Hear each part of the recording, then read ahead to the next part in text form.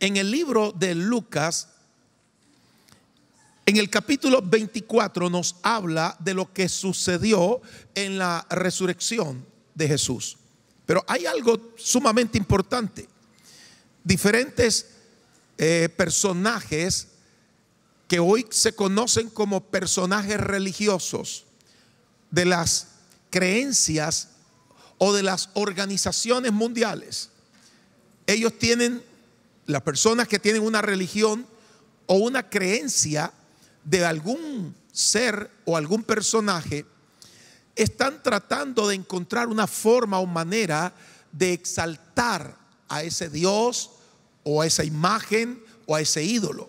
Sin embargo, nosotros encontramos que solo Jesucristo, de cualquier personaje religioso, solo Jesucristo resucitó al tercer día con poder. Él es el único que podemos testificar que resucitó con poder y está vivo. Hoy vamos a ver las evidencias de la resurrección de Jesús.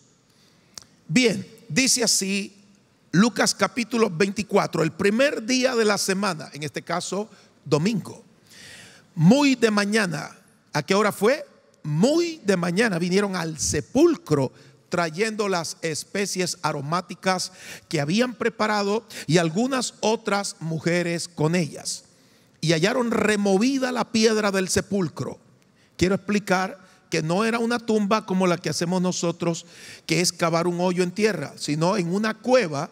Ahí depositaron el cuerpo de Jesús y le pusieron los soldados romanos una enorme piedra que tenía que ser removida por una cantidad fuerte de hombres, pero ahí estaba en esa cueva y la piedra estaba afuera. Así que hallaron removida la piedra del sepulcro, verso 3, y entrando no hallaron el cuerpo del Señor Jesús.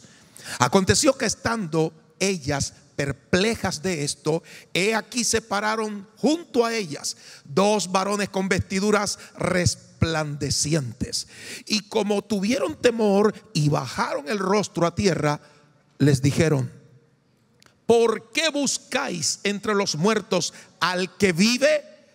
No está aquí, sino que ha resucitado. Acordaos de lo que él os habló cuando aún estaban en Galilea, diciendo: es necesario que el Hijo del Hombre sea entregado en manos de hombres pecadores y que sea crucificado y resucite al tercer día. Entonces ellas se acordaron de sus palabras y volvieron del sepulcro diciendo, o dieron las buenas nuevas de todas estas cosas a los 11 y a todos los demás. Eran María Magdalena y Juana y María, madre de Jacobo, y las demás con ellas, quienes dijeron estas cosas a los apóstoles. Mas ellos les parecía locura las palabras de ellas y no las creían. Pero levantándose Pedro corrió al sepulcro, y cuando miró dentro vio los lienzos, las sábanas solos, y se fue a casa maravillándose de lo que había sucedido. La noticia fue impactante, pero me asombra al observar que Jesús cronológicamente había dicho: me van a apresar, a torturar, a crucificar, voy a morir y voy a resucitar al tercer día. Cada palabra de Jesucristo se cumplió de acuerdo a lo que él había dicho, y por eso él es Dios, porque murió y resucitó, y cada palabra se está cumpliendo hoy. Jesús nos habla palabras para que tengamos seguridad y no dudemos, sino una firme convicción que lo que Jesús ha dicho se cumple. Él es el poder de la palabra. Aquellas mujeres estaban maravilladas de la resurrección de Jesús. Los dolores de la muerte no pudieron retenerlos. Todos los líderes religiosos han muerto y no han vuelto a resucitar. Pero hay una nube de testigos, y se lo voy a demostrar. Vamos al libro de Hechos capítulo 1 verso 3. Hechos 1:3. Subraye esto. Cuando alguien le diga: ¿y cómo sabe usted que Jesucristo resucitó? Es que hay más de 10, 20, 50 o 100 testigos. Son cientos de testigos que le vieron resucitado. Y dice así, Hechos 1:3: a quienes también, después de haber padecido, se presentó vivo con muchas pruebas indubitables, apareciéndoseles durante 40 días. ¿Cuántos días estuvo después de la resurrección? 40 días hablándoles acerca del reino de Dios. Cuando Jesús resucitó, estuvo en esta tierra 40 días testificando y dando un entrenamiento del reino de Dios. Diga conmigo: el reino de Dios. Impresionante la figura física de un Jesús resucitado que tenía todavía las huellas en sus manos y en sus pies o en su costado. Es impresionante la figura del Señor Jesús. Él iba a subir al cielo. Eran 40 días de entrenamiento con la gente que habían creído en Él. Y esto es lo que se escribió de los testigos presenciales. Por eso hoy estamos muy felices de saber lo que Jesús es. Él es el Cristo vivo, el ungido resucitado.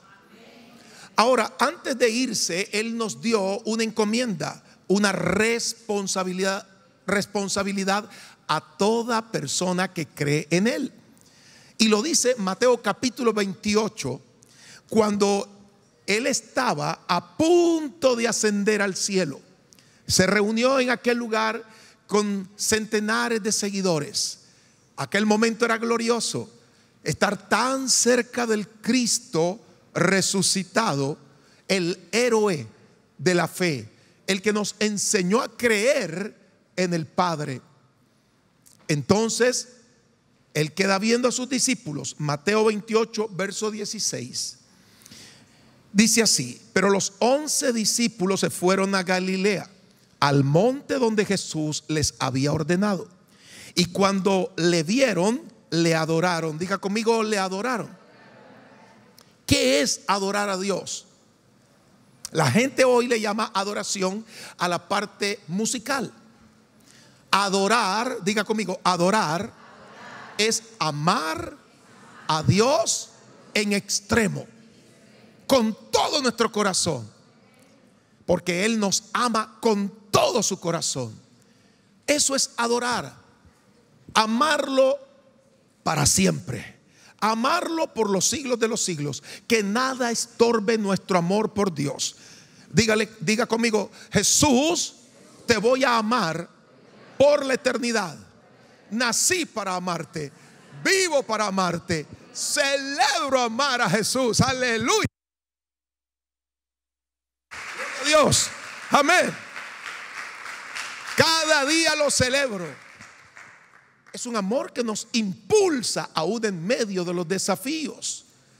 Es un amor reverente que nos hace honrarle a Él. Entonces, ¿qué fue lo que sucedió? Verso 17. Estamos en Mateo capítulo 28, verso 17. Lo adoraron, pero algunos dudaban. ¿Qué es la duda? Tenemos que acabar con ella. La duda significa no saber qué hacer. Normalmente las personas que dudan son aquellos que no tienen firme convicción. Estaban con Jesús, lo miraron resucitado, había pasado 40 días ahí y todavía seguían dudando. Expulsemos la duda, porque la gente que duda va a ser fluctuante, va a tener un carácter voluble, o sea, un carácter que unas veces está alegre y otras veces está triste, otras veces cree, otras veces no cree. De hecho, no nos conviene vivir bajo ese sistema de vida, porque es un sistema del alma que maneja nuestras emociones. Ahora tenemos firme convicción. Ahora tenemos una fe violenta que cree. Y bienaventurados los que no vieron y creyeron. Yo le creo a Dios. Dígalo conmigo: Yo le creo a Dios. Aleluya. Yo le creo a Dios. Es una maravilla la fe, como nos impulsa a creer. La duda es una debilidad. Significa no estar seguro. Significa no saber qué hacer. Usted sí sabe qué hacer. Jesús nos ha enseñado la convicción de la fe cristiana. Observe el verso 18. Y Jesús se acercó y les habló diciendo: toda potestad me es dada en el cielo y en la tierra. Él dijo estas palabras hasta que resucitó, porque había vencido a Satanás. ¿Y cómo lo venció? Jesús, siendo Dios y siendo hombre, venció a Satanás para que nosotros, los seres humanos, aprendamos a vivir en el reino de Dios, venciendo a Satanás. Dice Colosenses 2:15: despojando a los principados y a las potestades, los exhibió públicamente. Nuestro enemigo no es físico, nuestro enemigo son seres espirituales. Él venció a los demonios, Él venció a los espíritus inmundos. Él murió en la cruz del Calvario, pagó el precio de nuestra salvación. Y cuando resucita, resucita con la autoridad eterna. Toda potestad, todo poder se lo entregó el Padre en el cielo y en la tierra. Y ese es el Jesucristo vivo que tenemos hoy. Él tiene todo el poder. Él no va a tener poder, ya tiene todo el poder. En el cielo y en la tierra, el Padre le otorgó ese gran poder. Por lo tanto, nos da una encomienda. Con ese poder vamos a hacer exactamente lo que Él nos pide. No nos dijo: vayan y háganse un grupito cantando coritos, vayan y prediquen nada más. No, dijo: hagan algo que es sumamente importante. Ganen más seguidores para mí. Cada creyente tiene la orden de Dios de reproducir más seguidores para Jesús. Diga conmigo: más discípulos para Jesús. ¿Cuál es nuestra misión? Más discípulos para Jesús. ¿Y cómo hago discípulos? Él no dijo hagan cultos, dijo hagan discípulos. ¿Cómo se hacen discípulos? Porque la gente dice: tengo membresía, soy miembro de una iglesia. Jesús no dijo hagan miembros de iglesia. Esto no es membresía, esto es seguidores de Jesús. ¿Y cómo podemos hacer seguidores, más seguidores para Jesús? Dijo: enseñándoles a que guarden todas las cosas que yo les enseñé. Tu vida es un ejemplo inspiracional para los demás. Nuestra vida es la imagen de Jesús para que la gente vea el reino de Dios y pueda caminar la vida cristiana tal como Jesús la enseñó. ¿Ya vieron cómo se discipula a la gente?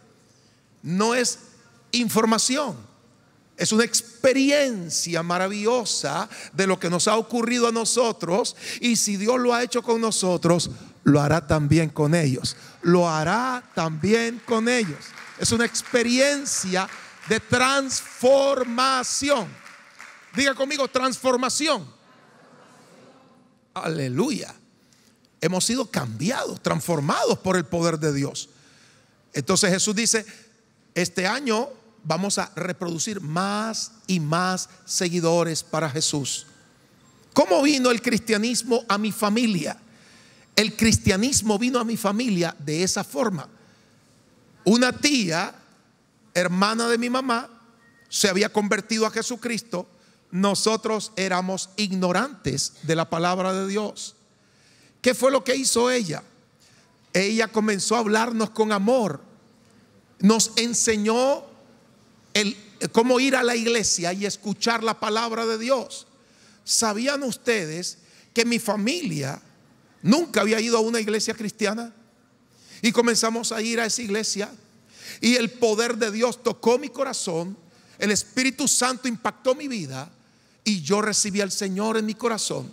Luego mi mamá, luego mis hermanos y luego mi padre. El poder de Jesucristo transformó a nuestra familia. Y ahora mi tía nos estaba enseñando cómo orar, cómo leer la Biblia. Nos estaba enseñando obedecer a Dios radicalmente. Porque la vida nueva es la vida que Cristo da. Y tenemos que aprender a vivirla, porque ese es el reino de Dios. Fuimos trasladados del reino de las tinieblas al reino de Jesucristo. La gente necesita aprender a vivir la vida del reino de Dios, porque ha sufrido muchísimo en el reino de Satanás. A ver, ¿cuánto sufrimiento tuvimos en el reino de Satanás? ¿Cuánta angustia? Demonios perturbando nuestra vida, dañando nuestra mente, golpeando nuestros sentimientos y aún físicamente. Pero ahora fuimos transformados. ¿Para qué? Para que nosotros le enseñemos a otros a caminar en obediencia a Jesucristo. Se fue Jesús, pero antes de irse, Él nos tenía que entregar lo más importante.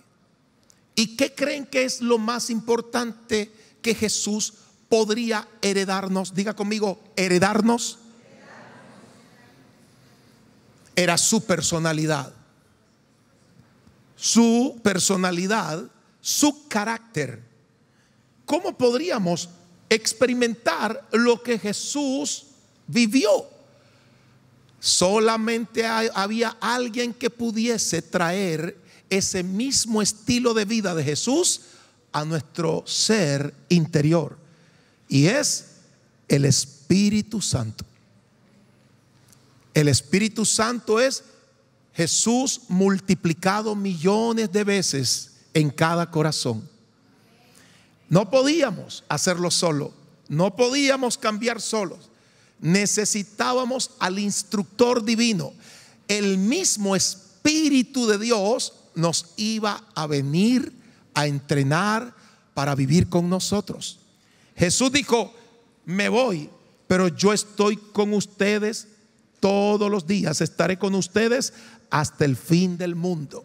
Él quiso decir: voy a estar a través del Espíritu Santo viviendo en ustedes, caminando con ustedes. Ese es el estilo de vida más maravilloso, y a eso Jesús le llamó vida abundante. Diga conmigo, vida abundante. Aleluya, vida abundante. Esa es la vida abundante. Wow, ¿cómo puede un ser humano ser transformado poderosamente? Yo me di cuenta de la realidad de la vida del Espíritu. Tan pronto como recibí al Señor, mi vida cambió, pero necesitaba ser guiado por el Espíritu Santo. Y el único representante de Jesús en esta tierra no es un hombre, no es una religión, no, que no te engañen. El único representante o vicario es el Espíritu Santo. Él representa a la persona de Jesús. Y Él nos dice en San Juan capítulo 16, Jesús dice, San Juan capítulo 16, verso 13 y verso 14, Él nos enseña la forma en que el Espíritu Santo nos instruiría. ¿Quién es el entrenador? El Espíritu Santo. Yo quiero darle gracias a Dios por Eric. ¿Quién es Eric? Es mi entrenador físico. Porque yo fui al gimnasio y quise hacerlo bien, pero no podía. Necesitamos un instructor en cada área de nuestra vida. ¿Oyeron eso? Necesitamos un instructor. En la vida espiritual Es el Espíritu Santo quien nos instruye, nos entrena. Él es el guía perfecto. Diga conmigo en voz alta: el guía perfecto. Cuando el Espíritu Santo vino a nuestra vida, es para que nosotros lo oigamos a través de la palabra de Dios y lo obedezcamos. Él nos va a guiar. ¿Qué dice Jesús? Léalo conmigo. San Juan capítulo 16, verso 13. Pero cuando venga el Espíritu de verdad, ¿por qué se llama de verdad? Porque no miente. Él os guiará a toda la verdad. ¿Por qué nos va a guiar a la verdad? Porque podemos ser manipulados y engañados por espíritus mentirosos. Y el Espíritu Santo nos va a librar de caer en la mentira. Nos va a guiar ¿a qué? A toda verdad. Porque no hablará por su propia cuenta. ¿Cuál es la misión del Espíritu Santo? Dice que hablará todo lo que oye y os hará saber las cosas que habrán de venir. Él me glorificará porque tomará de lo mío y os lo hará saber. ¿Qué hará el Espíritu Santo? Va a tomar del carácter de Cristo, de la persona de Cristo, y nos va a instruir cómo vivir la vida que Jesús vivió. Aleluya. ¿Se imagina la instrucción que nos da el Espíritu Santo? Pero tenemos que ser radicalmente obedientes. No lo entristezcamos. Todavía hay gente que dice: ¿será malo hacer esto? Yo no veo que sea malo. Ya su opinión y la mía no valen. El Espíritu Santo te va a guiar. Y el Espíritu Santo te va a guiar a todo lo bueno, a toda la verdad. Nos va a guiar.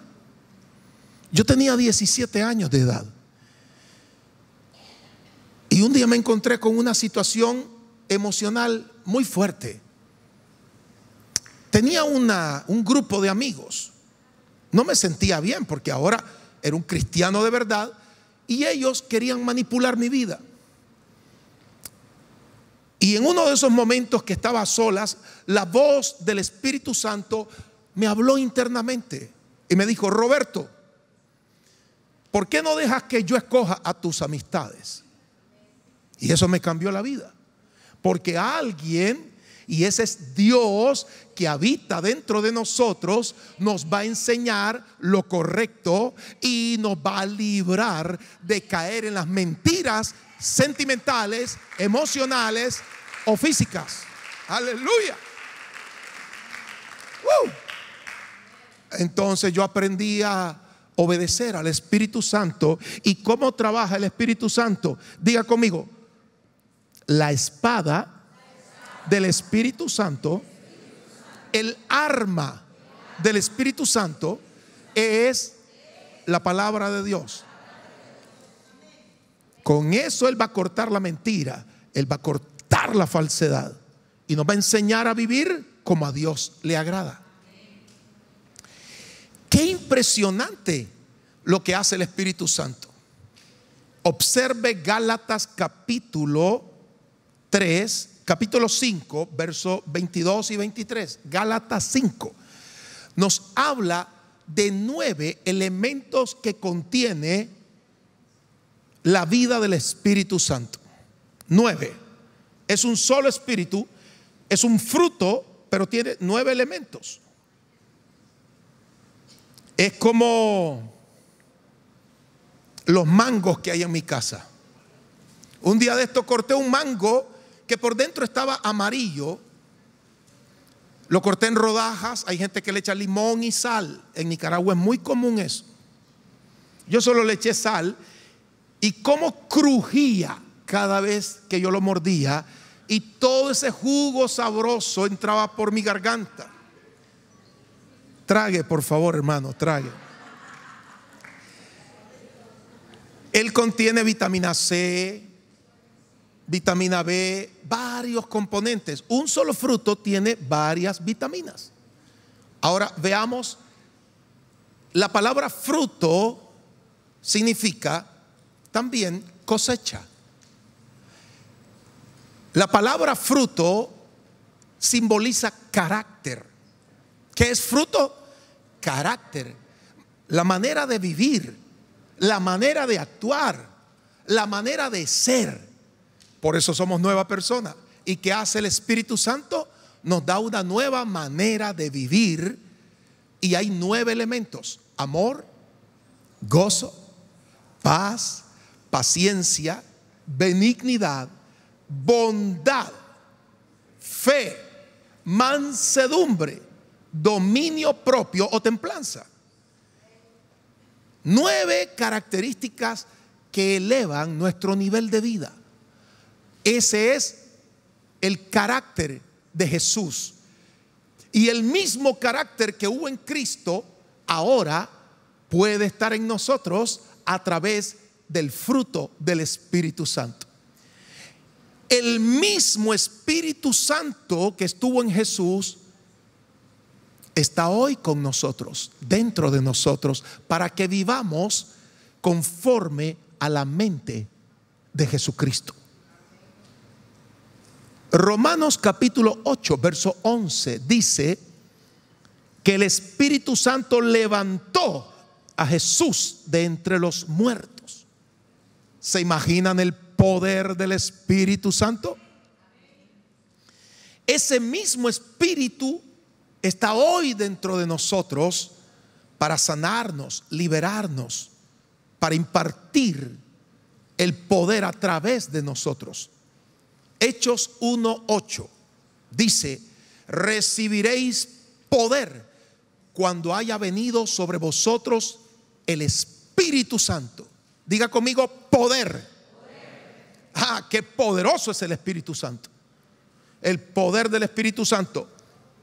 En el servicio anterior agarró a un muchacho que tenía perforado el intestino, dañado, cayó al piso, se levantó y volvió a caer. Por segunda vez se levantó y volvió a caer él solo, pero temblaba. Había una electricidad que pasaba sobre su cuerpo. Y cuando lo entrevisté me dijo: un fuego. Lo que yo sentí fue un poderoso fuego que inundó mi cuerpo y me siento saludable, gracias a Dios. El poder del Espíritu Santo está dentro de nosotros. Gracias, Espíritu Santo. Es la vida de Jesús. Entonces, observe que la única manera de transformar nuestra vida es obedecer al Espíritu Santo. La única manera de tener la vida que Cristo tuvo es obedecer al Espíritu Santo. La única forma que nos enseña la Biblia para poder tener una vida victoriosa es la vida del Espíritu Santo.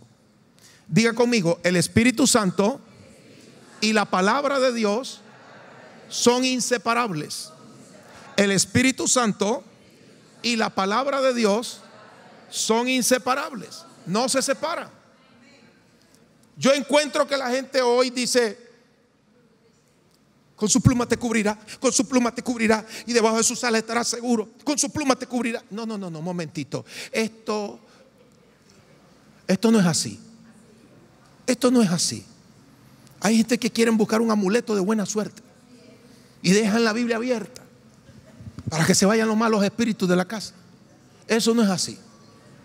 Es que el Espíritu Santo nos enseña cómo obtener el poder de la palabra de Dios, cómo vivir bajo el poder de la palabra de Dios. Aleluya. Obedeciendo al Espíritu Santo.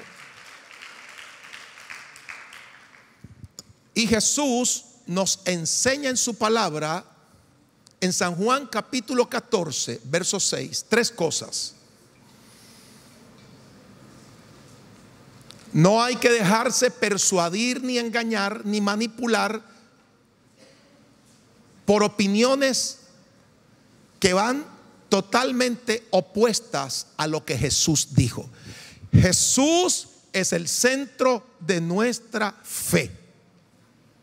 Puesto los ojos en Jesús, Observe lo que dice San Juan capítulo 14, verso 6. Dijo Jesús: yo soy el camino, yo soy la verdad y yo soy la vida. ¿Cuál es el único camino para llegar a Dios? Ningún líder religioso puede llevarnos a Dios. Ninguno. Ni pastores, ni obispos, ni curas, ni sacerdotes. Nadie nos puede llevar a Dios. Es Jesús. Abrió un camino entre el cielo y la tierra. Y a través de Jesús, de la persona de Jesús, podemos llegar al cielo. Segundo, Él dijo que Él era la verdad. Venimos de opiniones múltiples. Usted fue criado quizás en una filosofía o en una religión que le creó conceptos como a mí. Cuando yo era niño, a los 7 años, salí vestido de soldado romano junto con mi hermano menor. Entonces, ahí están las fotos. Yo iba en la procesión en la calle, llevaban a Jesús con una cruz, la imagen. Entonces yo iba custodiando a Jesús. En mi mente pensé: voy cuidando a Jesús para que nadie le haga daño. La mente de un niño. Hasta que alguien de la multitud que estaba en las aceras viendo me dijo: hey, vos sos soldado romano, estás crucificando a Jesús. Y me impactó. Observe la inocencia de un niño. Y me puse a llorar. Y cuando terminó el acto ese, le dije a mi mamá: ¿por qué me vestiste de soldado romano si los romanos fueron los que llevaron a Jesús a crucificar? No conocíamos la verdad. ¿Saben por qué mi madre no me enseñó la verdad? Porque ni ella la conocía. Pero hoy disfruto sonriendo y digo: gracias, que solo Jesús es la verdad. No son los hombres, no son las religiones, es Jesús la verdad. Él nos enseña a través de su carácter, a través de su estilo de vida, cómo vivir en la verdad y practicar la verdad. Y la verdad nos hace libres. Y por último, el camino, la verdad y la vida. Hay un punto clave en eso del poder de la vida. Diga conmigo: el poder de la vida. Como hay resurrección en Jesús, hay poder de vida. Cada vez que Jesús se encontró con un muerto, lo resucitó. Resucitó al hijo de la viuda, a un joven que había muerto. La viuda de Naín lo tocó y el cuerpo del muchacho volvió a vivir. A la hija de Jairo, en la casa, en la habitación, una niña en sus 12 o 13 años había muerto y le dijo: niña, a ti te digo, levántate. Y resucitó. Fue a la tumba de Lázaro y aquel que tenía 4 días de muerto le habló y le dijo: Lázaro, ven fuera. Y resucitó. Todo lo que Jesús toca vuelve a tener vida. Vuelve a tener vida. Jesús es la vida. Jesús es la vida. Cada vez que oremos, reconozcamos ese poder de la vida de Jesús. He orado por personas que están para morir. Mi diagnóstico, sin ser médico, es: pobrecito, se va a morir. Ese es mi diagnóstico. Quedo viendo a las personas y sé que se va a morir, humanamente hablando. Pero hay algo que opera en el poder de Jesús, y es la vida. Impresionante. Uno pone las manos, porque Él dijo: pongan las manos sobre los enfermos. Él no dijo: Roberto, analiza y dame un veredicto clínico. ¿Verdad que no dijo eso? ¿Qué nos mandó a hacer? Pongan la mano y oren. Pongan la mano y declaren sanidad. Pero si yo me pongo a pensar: ¿y cómo este prójimo va a volver a vivir si está más para allá que para acá? De hecho, yo oré un día por una familiar mío que tenía hepatitis C, se estaba muriendo. Y esa noche iba a morir. Y entonces la quedo viendo y ella está como en un estado vegetativo, muriendo. El hígado lo tenía diluido, así decía el ultrasonido, hígado diluido. Yo no sé mucho de medicina, pero diluido me suena a licuadora, me suena que ya está desbaratado. Hígado diluido. Y le digo a mi esposa, pues oremos por ella. Y nos ponemos a cantar. Y le digo a ella el nombre de ella y le digo, Jesucristo te sana. Ella abrió los ojos y comenzó a llorar. Y dijo, yo sentí que iba por un túnel. Yo conozco ese túnel. ¿Cuántos conocen ese túnel? Ese es el del más allá. Pero ¿cuántos quieren estar en el más acá? Aleluya. Yo no quiero estar ahorita en el más allá, ¿verdad? Queremos estar en el más acá. Pues ella iba para allá. Y de allá retrocedió y vino. Y abrió los ojos y lloró. ¿Saben por qué? Porque Jesús es vida. Y cuando oramos, estamos exponiendo el poder de la vida de Jesús.